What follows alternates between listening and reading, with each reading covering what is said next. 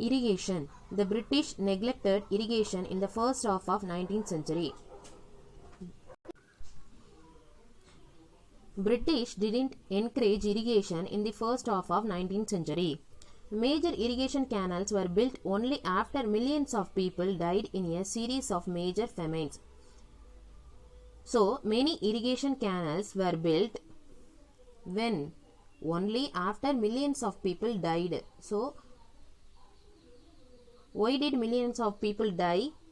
Due to famine. Okay. Even then, the money earmarked for irrigation was meagre, but due to the initiative of some well-meaning British officials and engineers like Arthur Cotton and later Pennywhick guaranteed, so many millions of people died after only these two persons.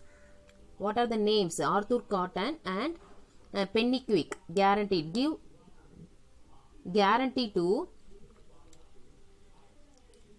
built the irrigation canals. Okay, protected irrigation became possible in certain areas. So in particular areas they gave permission to build the irrigation canals. Even where such efforts were taken, the British collected an extra cess, adding to the misery of the peasants. Misery means what? Some trouble. Okay, who were already groaning under the oppressive land revenue system. Famines. The policy of free trade and the forcible collection of land revenue resulted in the outbreak of famines. The Odisha famine of 1866 to 67. Boys, please remind this year. Okay, remind. 1862 to 66 to 67 Odisha famine. Okay, was a severe and terrible event in the history of that region, in which about a third of the population died. So how many people died?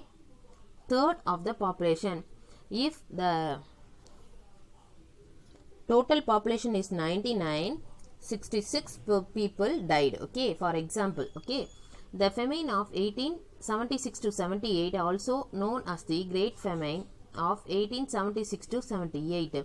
So this is also the another Great Famine. Okay, caused a large migration of agricultural laborers and artisans from southern India to British colonies. So large amount of agricultural laborers, farmers and artisans moved to British places. Okay, move from India to British places, where they worked as indentured laborers on plantations. Okay, indentured laborers is nothing but contract laborers. Okay, the death toll about 10.3 million was huge.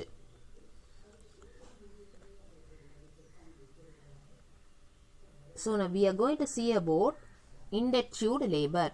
The indentured labor system was a form of debt bondage by which 3.5 million Indians were transported to various British colonies to provide laborers for the plantations.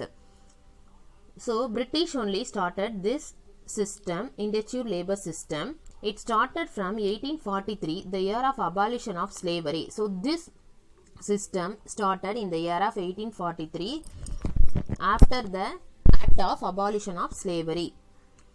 This system was continued until the year of 1920. Okay, this resulted in the development of a large Indian diaspora, which spread from the Indian Ocean to Pacific Ocean, as well as contributing to the growth of Indo-Caribbean and Indo-African population. So this system, indentured labor system, encouraged the population of Indo-Caribbean place and Indo-African places. Okay,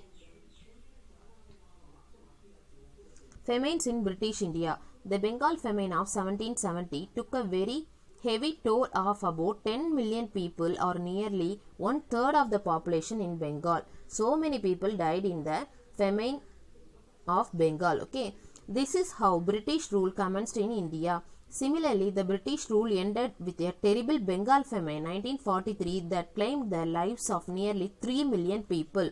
So this Bengal famine claimed the lives of 3 million people. How many people died? 3 million. Amartya Sen awarded the Nobel Prize in 1998, who as a young boy saw people dying on the streets of Kolkata, wrote a path breaking study of it. So this Amartya Sen wrote one article about this famine. So he got a Nobel Prize at very young age.